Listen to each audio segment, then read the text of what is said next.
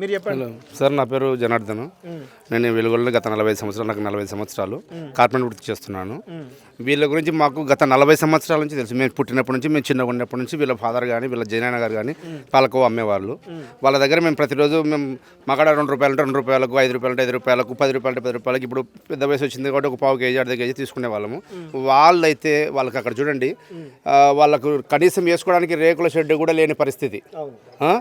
వాళ్ళు లేక నడి రోడ్డు మీద పెట్టి మా అక్కడ ₹100 కట్టెలు, ₹50 కట్టెలు కొనుక్కొచ్చుకొని రోడ్డు మీద పెట్టి ఇక్కడ పాలకేంద్రం అయినా ఇది ఇక్కడ రండి, ఈయన పాలకేంద్రమైన ఈయన పాలు వీననే, చక్కెర వీననే అప్పు ఇచ్చి ఈయన దగ్గర 20,000 30,000 అప్పు ఉంది. వీళ్ళకి కట్టలేని పరిస్థితులు ఉంటే సరే సర్దుకొని ఈయన పెద్ద మనసుతో, ఈయన కొంచెం రాజకీయ నాయకుడు, గొప్ప మనసుతో వీళ్ళకు ఇస్తూనే ఉంటాడు. అటువంటి వ్యక్తులు వాళ్ళు పోయి పాలకేంద్రం నుంచి పాలకేంద్రం అంటే జనాల దగ్గర, రైతుల దగ్గర పాలు కొనుక్కొని 20 లీటర్లు 30 లీటర్లు ఒక డ్రమ్ము ఈయన ఇచ్చేస్తాడు. ఈయన ఊరికెళ్ళ పాల మీద ఈయననే.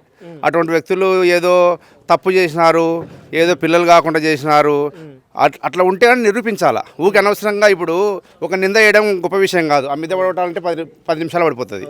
అదే కట్టాలంటే సంవత్సరమో 2 సంవత్సరాలు శక్తిని బట్టి అవుతుంది. అట్లా వాళ్ళు మిద్దెను గబకిన వచ్చి కూల్ చేసినారు. అది కట్టాలంటే ఎవరు వచ్చి కట్టాలా? వాళ్ళ బతుకులు బజార్లో పండిట్టే కదా. ఇప్పుడు మేము మాకు సంబంధం లేని విషయం ఇది. మేము దావలో పోతుంటే మిమ్మల్ని చూసి ఏం జరిగిందో అని చెప్పి వచ్చి చూస్తున్నాం.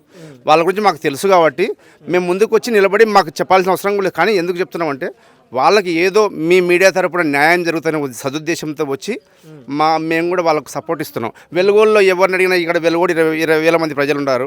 వాళ్ళ గురించి ప్రతి ఒక్కరికి తెలుసు. వాళ్ళ గురించి అడిగి కనుక్కోండి. వాళ్ళు జిహాదీలు అంటే వాళ్ళ నమాజ్కే పోరు.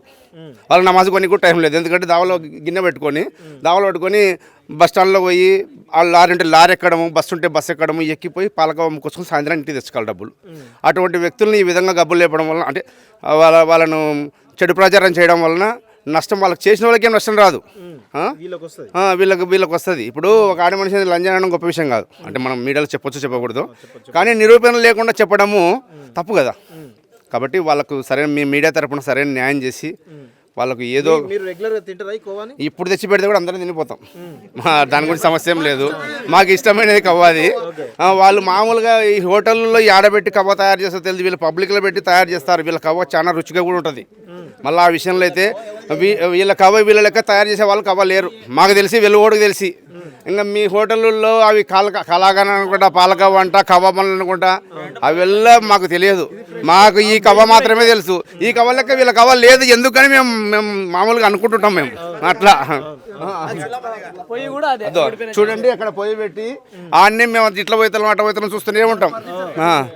అట్ట పొయ్యిల కట్టెలు మావేవి కట్టెలు. మాకు అన్నాలు లేవన్నా మాకు ఒక ₹10 తగ్గించుకొని అంటే మేము దయ చూపించి ఇచ్చేస్తుంటాం. చూపిస్తాను. ఓకే. కాబట్టి మీరు మీడియా వాళ్ళు అంత దూరం నుంచి 350 కిలోమీటర్ల నుంచి వచ్చినారు వెలుగోడు కోసం. కానీ వెలుగోడు కూడా చెడ్డ పేరు వస్తుంది. ఈ విధంగా జరుగుతుంది, పలానా సాయిబులు చేశారంటే మీరనే మాటకు ఏదో పిల్లలు కాకుండా చేశారనేది చాలా ఫేక్ న్యూస్. అది చాలా తప్పుడు ప్రచారము. ఈ తప్పుడు ప్రచారాన్ని ఖండించడమే కాకుండా వాళ్ళ మీద సరైన చర్యలు తీసుకొని వాళ్ళకు న్యాయం చేయాలి. వాళ్ళు చాలా బీదరికంలో ఉన్నారు. వాళ్ళకు ఆ రోజుకు ఆ పాలకవ్వ అమ్ముతేనే వాళ్ళ ఇంట్లో పూట గడిచేది. అటువంటి వ్యక్తులను మనం బ్లేమ్ చేసి ఇప్పుడు పెద్దోడిని కొట్టు బాగుంటుంది, కడుపుకు లేనోడిని కొడితే ఏమొస్తుంది సార్?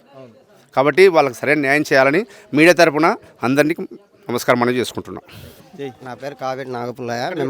మేము కాపు. మా